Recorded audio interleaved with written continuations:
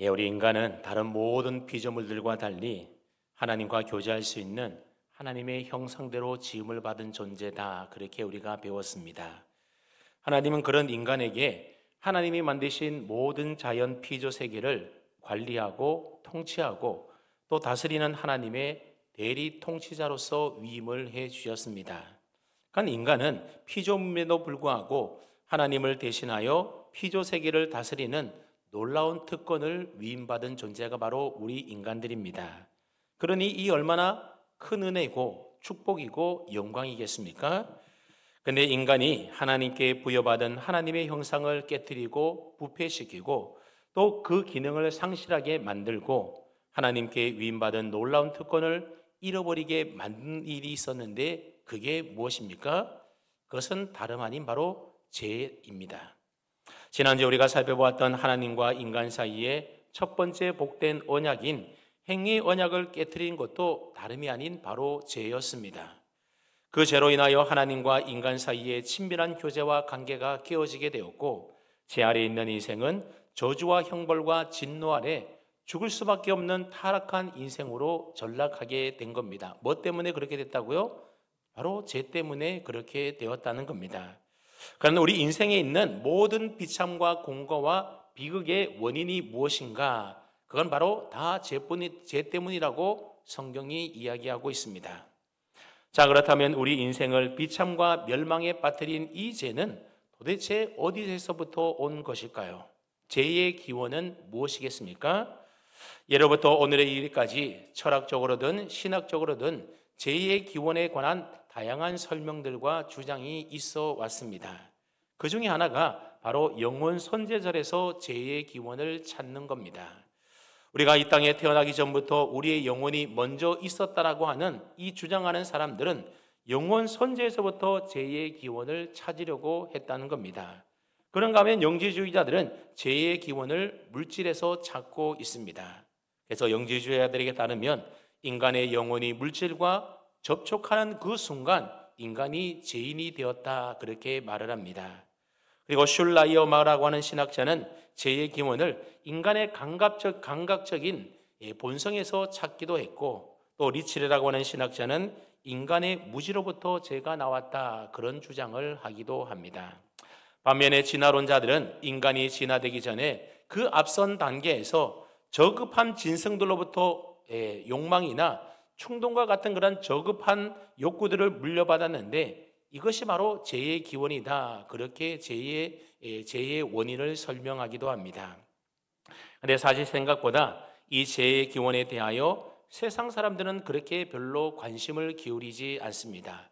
왜냐하면 일반적으로 사람들은 생활 속에서의 죄에 대해서는 이야기하지만 그 죄가 왜 생겨났는지 또 무엇 때문에 생겨났는지 이 죄의 기원에 대해서는 별로 관심을 기울이지 않기 때문에 그렇습니다.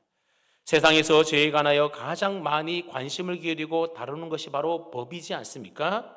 그래서 사법부에서는 법을 통하여 이 죄를 제어하기 위하여 애를 쓰고 있습니다.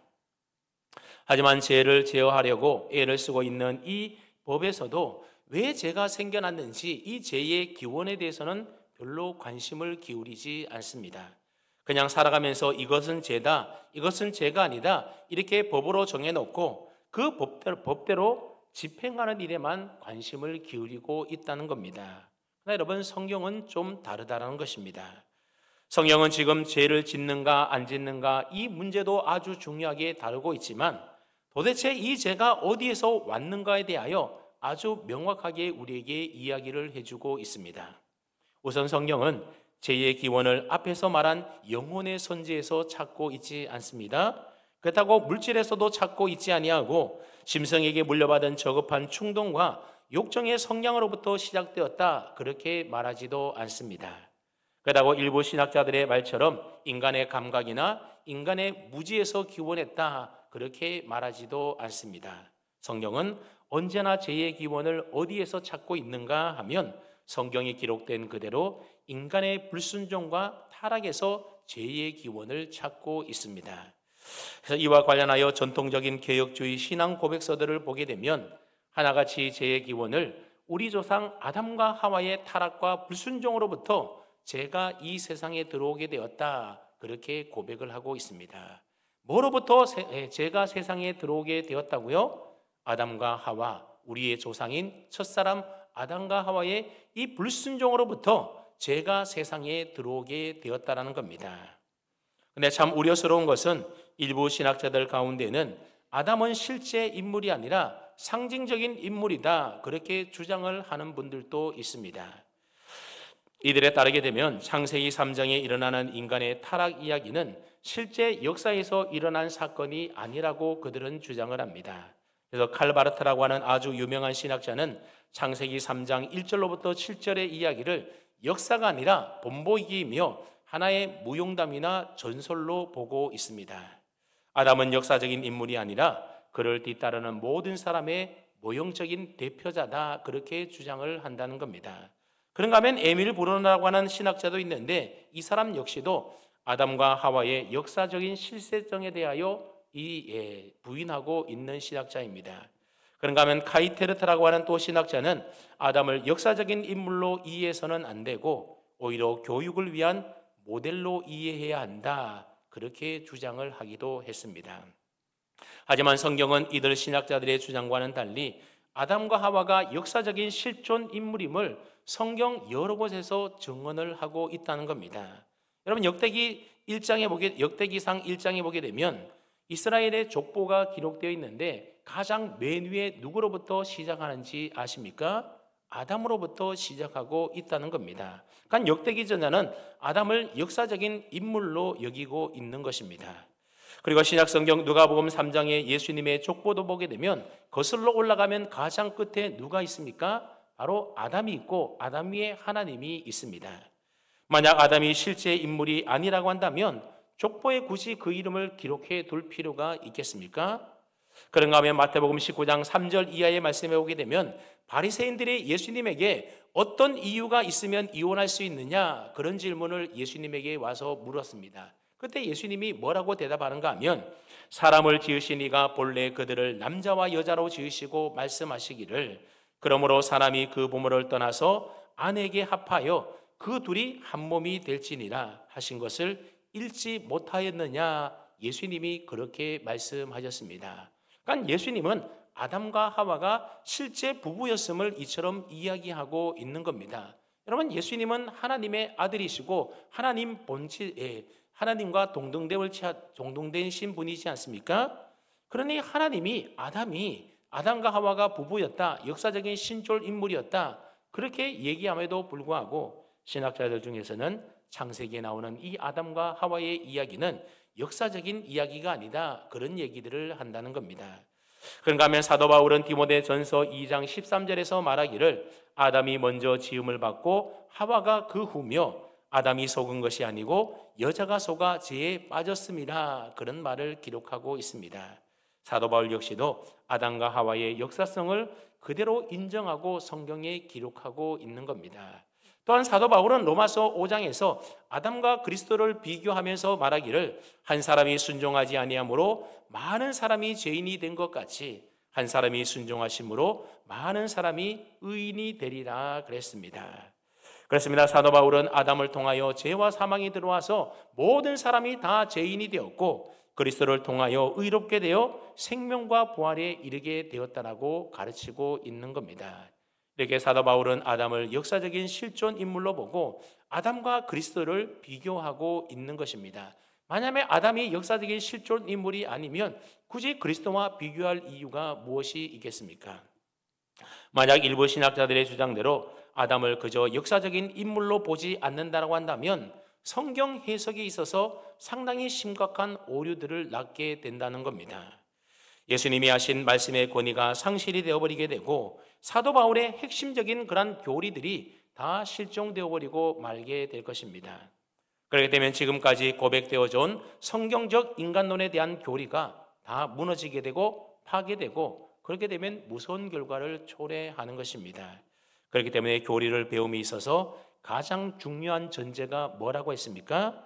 그것은 바로 성경은 정황무한 하나님의 말씀이며 우리의 신앙과 삶의 유일한 잣대가 되는 것이 뭐라고요? 그게 바로 하나님의 말씀 성경이라고 하는 겁니다. 그래서 우리는 교리 공부를 시작할 때에 맨 앞서 배웠던 내용이 뭔가 하면 바로 계시였고, 계시로 쓰여진 성경론에 대해서 우리가 가장 먼저 배우는 이유가 바로 그렇습니다. 그러므로 우리는 아담과 하와가 실제한 역사적인 인물이며, 오늘 본문의 이야기 역시도 실제적인 일이라는 것을 우리가 믿어야 되는 겁니다. 왜 그렇습니까? 성경은 하나님의 정확무한 하나님의 말씀이기 때문에 우리는 그 말씀 그대로 믿는 것입니다. 자, 그렇게 볼 때의 죄의 기원은 바로 첫사람 아담과 하와가 하나님의 말씀을 어기고 하나님의 말씀을 불순종함으로 이 죄가 시작이 되었다라고 하는 겁니다. 그런데 성경은 죄로 인한 인간의 타락을 이야기함에 앞서서 먼저 뱀에 관한 소개로 시작을 하고 있습니다. 오늘 본문 1절 말씀을 한번 보십시오. 1절 보시면, 그런데 뱀은 여호와 하나님이 지으신 들짐승 중에 가장 간교하니라 그랬습니다. 여기서 뱀은 우리가 알고 있는 산에 있고 들에 있는 그런 뱀을 말하는 것이 아니라 사탄 마귀를 뜻하는 겁니다. 사탄은 타락한 천사장으로 눈에 보이지 않는 영적인 존재이지 않습니까? 그런데 눈에 보이지 않는 영적인 존재가 그런 사탄이 아담과 하와에게 나타나서 미혹하려면 어떤 모습으로 나타나야 하겠습니까? 영적인 모습으로 나타나면 아담과 하와가 보지도 못하고 듣지도 못하는 겁니다.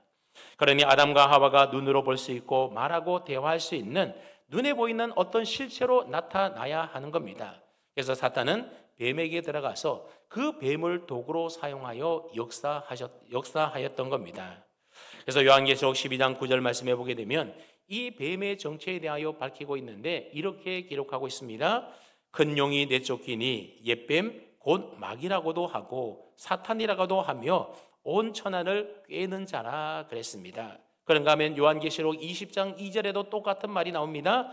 용을 잡으니 곧 옛뱀이요 마귀와 사탄이라 그렇게 기록하고 있습니다. 여러분, 이 두 말씀에 따르게 되면 용, 옛뱀, 마귀, 사탄은 다 동일한 인물이라는 것을 우리가 알 수 있지 않습니까? 그때그때 따라서 어느 곳에는 용이라 불리고 어떤 곳에는 옛뱀이라 불리고 어떤 곳에는 마귀, 어떤 곳에는 사탄이라 그렇게 불리는데 이들은 다 동일한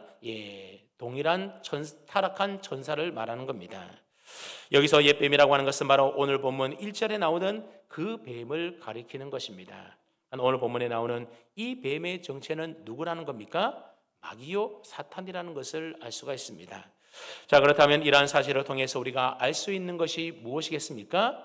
인간의 타락 이전에 천사들의 타락이 먼저 있었다라는 사실을 우리가 알 수가 있습니다. 타락한 천사들에 대해서는 우리가 신론에서 배울 때 이미 배운 적이 있기 때문에 따로 오늘은 설명을 하지 않도록 하겠습니다. 타락한 천사들은 누구로부터 죄를 짓도록 유혹을 받아서 타락한 것이 아니라 그들 스스로가 교만하여 스스로가 타락하게 된 자들입니다. 반면에 우리 인간은 어떻습니까? 인간은 스스로 타락한 것이 아니라 사탄 마귀가 미혹하여 죄를 짓도록 타락을 시켜서 타락하게 된 존재가 바로 우리 인간인 겁니다. 그러니까 인간 죄의 기원은 인간 세계에서 시작된 것이 아니라 죄를 짓게 유혹하는 외부로부터 시작이 되고 외부로부터 왔다라고 하는 겁니다. 하지만 죄가 비록 외부로부터 왔다고 해서 결탄코 죄에 대한 우리 인간의 책임이 경감되거나 혹은 면제되는 것은 아닌 겁니다. 야고보서 1장 14절에 보면 이런 말씀이 나옵니다. 오직 각 사람이 시험을 받는 것은 자기 욕심에 끌려 미혹됨이니 그랬습니다. 마찬가지로 아담과 하와가 다른 누구의 욕심이 아니라 바로 자기들의 욕심에 이끌려서 사탄에게 미혹이 되었던 겁니다. 그러니 죄에 대한 책임은 누구한테 있겠습니까? 자기한테 있게 되는 겁니다. 사실 아담과 하와는 얼마든지 죄의 욕심에 미혹되지 않을 수 있는 상태였습니다. 그래서 어거스틴은 말하기를 타락하기 이전의 인간은 죄를 짓지 않을 수도 있었던 존재였다 그렇게 말을 합니다. 하지만 인간이 타락한 이후에는 죄를 지을 수밖에 없는 존재가 되어버렸다 그렇게 말을 합니다. 그러니까 아담과 하와가 타락하기 이전에는 죄를 안 지을 수도 있었다라고 하는 겁니다. 그러니 하나님 보시기에 심히 좋은 완벽한 존재로 창조되었던 인간이었던 겁니다. 아담과 하와는 돕는 배필 부부로서 하나님을 서로 의지하면서 서로 옳은 길로 갈 수 있도록, 옳은 것을 선택할 수 있도록 서로가 돕는 배필로서 도우고 협력하면서 충분히 미혹을 물리치면서 하나님이 주신 영생의 복을 누리며 살 수가 있었던 것입니다. 근데 각자 자기 욕심에 끌려서 미혹되어 넘어감으로 인하여 죄를 짓게 되고 타락하게 된 것입니다. 그리고 결국 죄의 기원은 외부로부터, 즉 사탄 마귀의 미혹으로부터 오게 되었지만 자기 욕심에 끌려 미혹되었기 때문에 그 죄에 대한 책임은 결국 누가 져야 하는 겁니까? 인간이 져야 하는 것이었습니다. 사탄이 미혹해서 어쩔 수 없이 죄를 지어 불순종하게 되었다라고 이 죄의 책임을 사탄에게 돌려서는 안 된다라는 겁니다. 그건 그야말로 공색한 변명에 지나지 않는 것입니다. 바로 모든 죄에 대한 책임은 바로 우리 인간에게 있는 것입니다. 물론 사탄도 영벌에 처해지게 되는 더 무서운 벌을 받게 됩니다. 하지만 그 벌은 그들의 몫이고 인간의 죄에 대한 책임은 오로지 우리 인간이 져야만 했습니다. 그래서 예수 그리스도께서 인간의 몸을 입고 이 세상에 오셔야만 했던 겁니다. 죄에 대한 책임이 오직 인간에게 있기 때문에 하나님의 아들이신 그분이 바로 우리 인간의 모습으로 이 땅에 오셔서 우리가 받아야 될 모든 죄와 저주와 형벌을 인간의 몸으로 대신하여 담당해 주셨던 것입니다. 이처럼 인간의 죄의 기원은 천사의 세계에서부터 시작이 되어서 인간 세계 안으로 왔다라고 하는 것이 바로 성경의 가르침이라고 하는 겁니다. 즉 타락한 천사인 사탄 마귀의 미혹과 인간의 불순종으로 인하여서 죄가 우리 인간 세계 안으로 들어오게 된 것입니다. 근데 오늘 본문에서 이 뱀이 하와를 미혹하는 그 과정을 가만히 한번 살펴보게 되면 죄가 우리 가운데 어떻게 틈타는가 하는 것을 우리가 발견할 수 있게 되는데, 우리 한번 1절 말씀을 다시 한번 읽어보겠습니다. 1절입니다. 시작.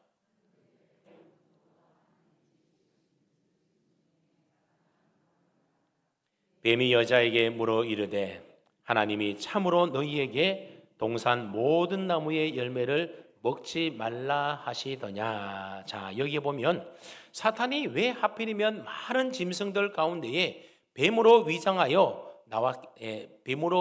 나왔겠습니까? 그 이유를 말하는데 이유가 뭐라고 합니까? 하나님이 지으신 들짐승 중에 뱀이 가장 간교했기 때문이다, 그렇게 설명하고 있습니다. 근데 이 간교하다라는 말이 히브리어로 보게 되면 아룸이라고 하는 단어를 쓰고 있는데 그 뜻은 뭔가 하면 지혜롭다는 뜻을 가지고 있습니다. 아마 간교하다라는 말을 여기다가 번역해 놓은 것은 그 다음에 나와 있는 인간들을 미혹해서 타락했기 때문에 이 지혜롭다는 말을 간교하다라는 말로 우리말로는 번역을 해 놓은 것 같습니다. 아무튼 이 간교하다라는 말은 무슨 뜻이라고요? 지혜롭다라는 뜻이라는 겁니다. 그러니까 뱀은 하나님이 지은 짐승들 가운데서 가장 지혜로운 존재가 바로 뱀이었다는 겁니다.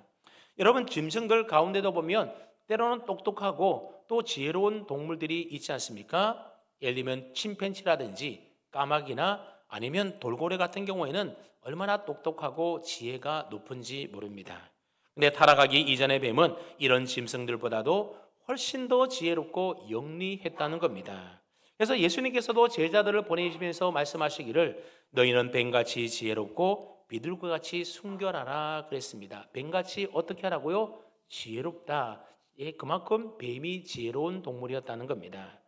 사탄은 인간을 미혹하여 타락시키기 위해서 가장 똑똑하고 지혜로운 짐승이었던 뱀에게로 들어가서 위장하고 나타났던 것입니다.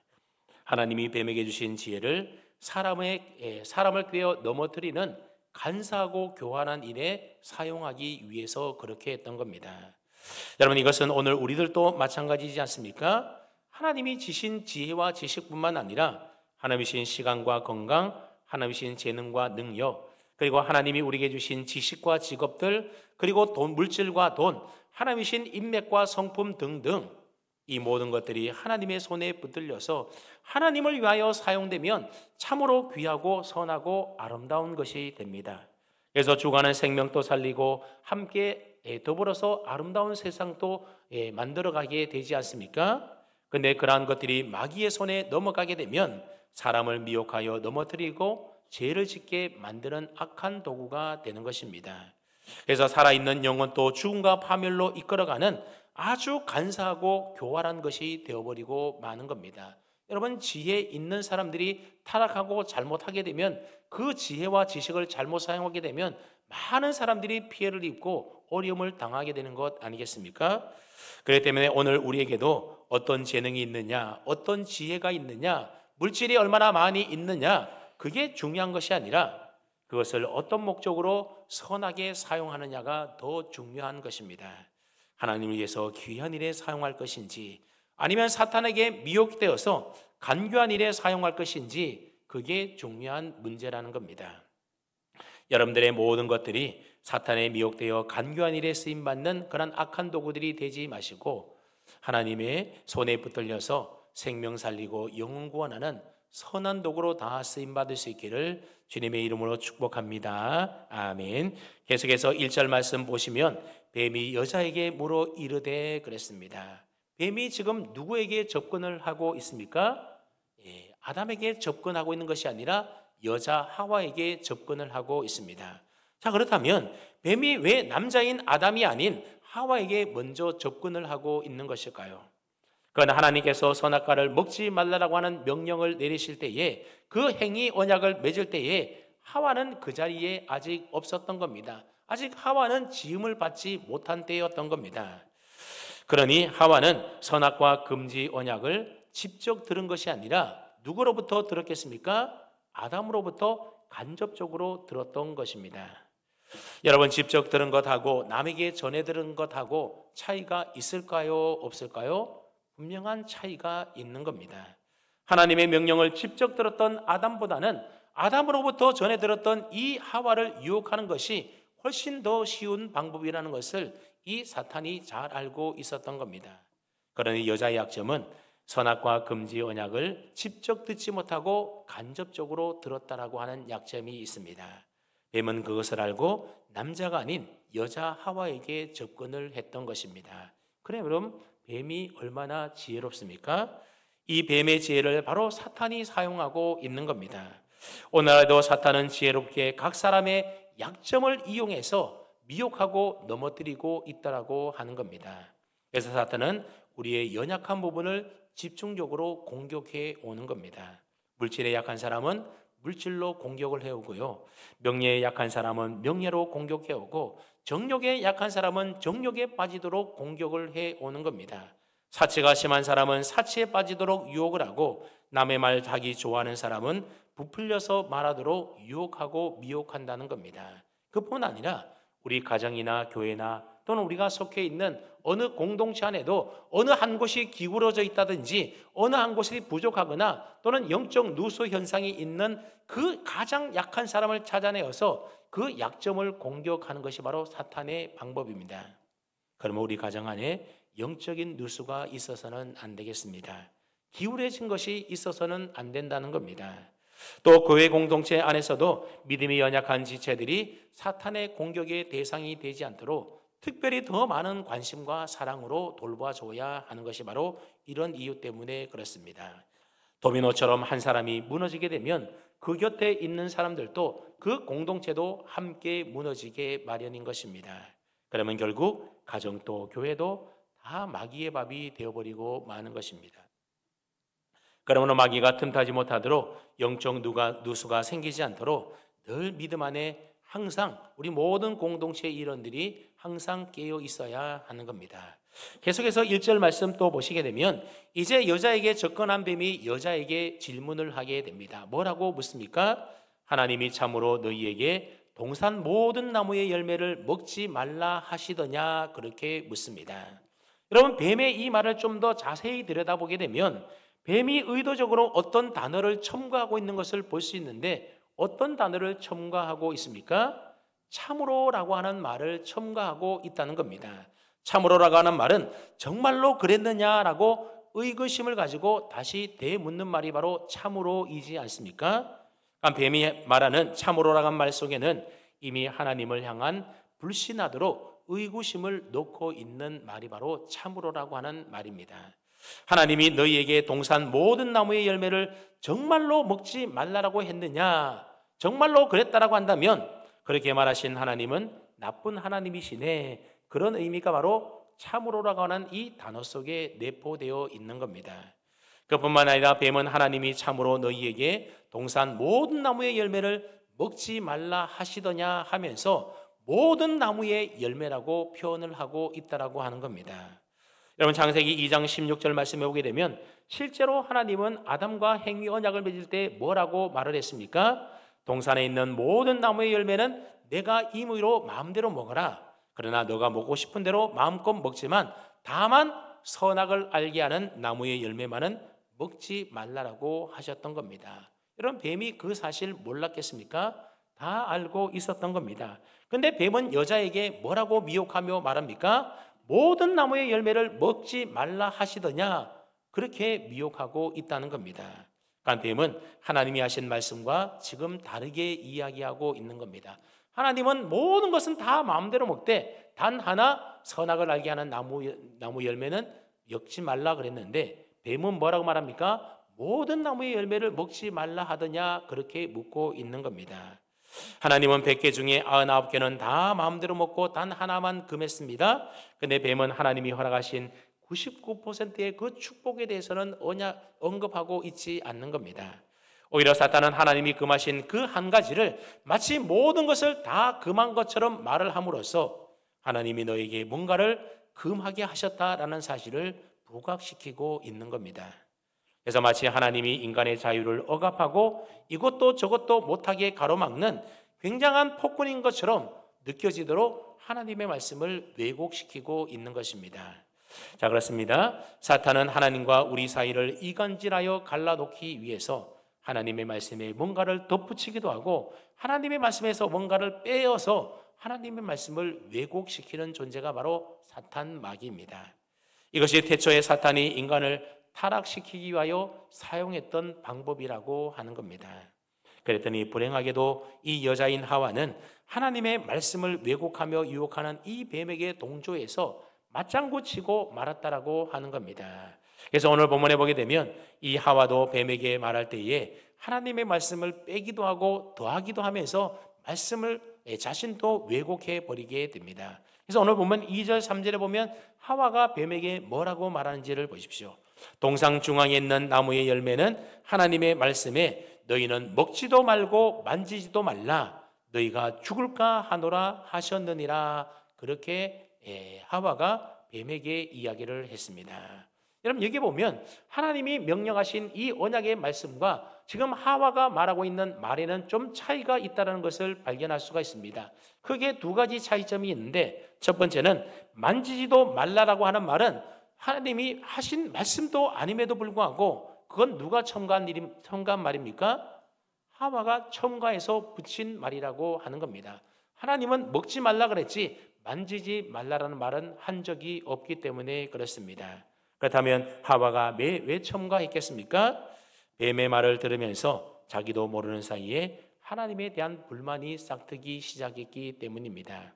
그래서 하나님이 말씀하지도 않은 너희는 만지지도 말라라고 하는 이 말을 덧붙여 말함으로써 자신의 불평을 표현하고 있는 겁니다. 이러한 사실을 통해서 우리가 무엇을 알 수가 있습니까?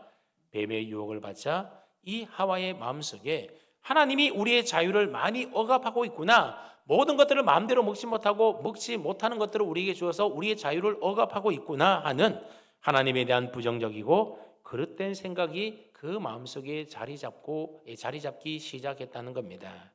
하나님에 대한 이런 그릇된 생각들이 모여서 나중에는 결국 하나님을 배반하고 하나님의 말씀에 불순종하여 선악과를 따먹는 중요한 계기가 되고 원인이 되었던 것입니다. 또 하나는 무엇입니까? 하와는 하나님의 말씀에서 이제는 무엇인가 빼버렸다라고 하는 겁니다. 앞에서는 만지지도 말라라는 말을 더했었는데 이제는 하나님이 하신 말씀 가운데 뭔가를 뺐다라는 겁니다. 뭘 뺐습니까? 하나님은 내가 먹는 날에 반드시 죽으리라 그렇게 말씀하지 않았습니까? 반드시 죽는다 그랬는데 하와는 이 반드시라고 하는 말을 쏙 빼버리고 죽을까 하노라 그렇게만 말하고 있습니다. 하나님은 반드시 죽는다고 했는데 하와는 설마 하나님이 우리를 죽이시겠어? 정말로 죽이실까? 그러고 있다는 겁니다. 하나님의 말씀을 굉장히 가볍게 여기고 있는 겁니다. 여러분, 오늘 우리 시대의 비극이 무엇인지 아십니까? 하나님의 말씀을 너무 가볍게 여기는 것이 오늘날 신앙인들의 비극입니다. 하나님의 말씀을 가볍게 여기고 떠나 살면 교회 촛대를 옮기겠다라고 경고했음에도 불구하고 에이 설마 하나님이 그러시겠어? 우리 교회 교인이 얼마인데 그러고 있다는 겁니다. 안식일을 주일을 거룩하게 지키라고 하는 하나님의 말씀을 가볍게 여겨서 주일 어기는 것을 아주 쉽게 여기고 있습니다. 너희의 온전한 11조를 창고에 들여 나의 집에 양식이 있게라고 하는 하나님의 말씀을 가볍게 여겨서 11조 생활을 하지 않습니다. 먹든지 마시든지 무엇을 하든지 다 하나님의 영광을 위하여 하라고 하나님이 말씀하셨는데 자신의 영광을 위하여 먹고 마시며 살아가고 있다는 겁니다. 땅 끝까지 이르러 내 증인이 되라고 하신 주님의 말씀을 사람들이 가볍게 여깁니다. 에이 설마 그 말씀 지키지 않는다고 하나님이 뭐 어떻게 하시겠어? 그래도 내가 하나님 믿고 교회 다닌 세월이 얼마인데 그러고 있다는 겁니다. 근데 이런 생각들은 다 오늘 본문의 하와의 사고 방식이라고 하는 겁니다.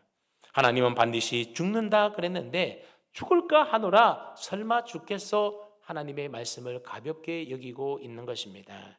아무리 교회 안에 많은 사람들이 모이고 교회가 재정이 풍부하고 또 교회 조직이 탄탄하다 하더라도 하나님의 말씀에서 떠나 말씀을 가볍게 여기는 그 순간 하나님이 보실 때에는 그 교회는 참된 교회가 아닌 것입니다.